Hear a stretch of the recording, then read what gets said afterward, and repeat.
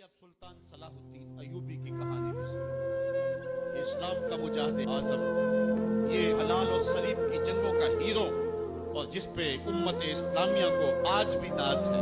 اس کے زمانے میں ریجینالڈ بدبخت ایک انگلستان کے شہزادے نے حاجیوں کے قافلے کو روک لیا اور ان کا سامان لوٹ لیا۔ انہوں نے کہا ہم حج پہ جا رہے ہیں، تو نے ہمارا سامان لوٹ لیا، ہمیں جانے دے۔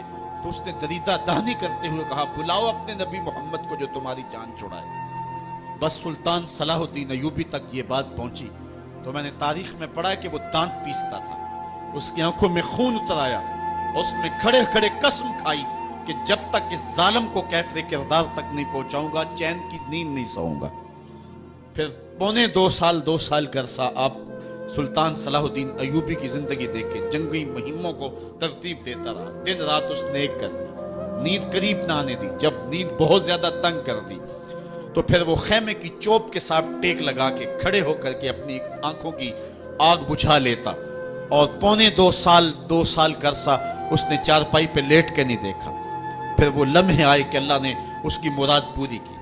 انگلستان کے شہزادے لائن میں کھڑے تھے، اس نے شاہ گاما کو اپنی کرسی دی اور ساتھ کہا ہم جس کو کرسی دیتے اسے امان دیتے ہیں۔ پھر اس نے اس کے جو نائٹس تھے ان کو آب خورے دیے، ان میں پانی دیا، کہا جس کو ہم پانی دیتے ہیں اس کو امان دیتے ہیں۔ پھر جب ریجینالڈ کی باری آئی تو بادشاہ کی رگیں پھول گئیں غصے سے، اس نے تلوار نیام سے باہر نکالی اور اس کی چھاتی پہ چڑھ کے اس کی گردن پہ تلوار رکھ کے اس کے ٹکڑے کرتے ہوئے کہا او کتے، تو نے کہا تھا بلاؤ اپنے نبی محمد کو، محمد عربی نے اپنا نوکر بھیج دیا ہے۔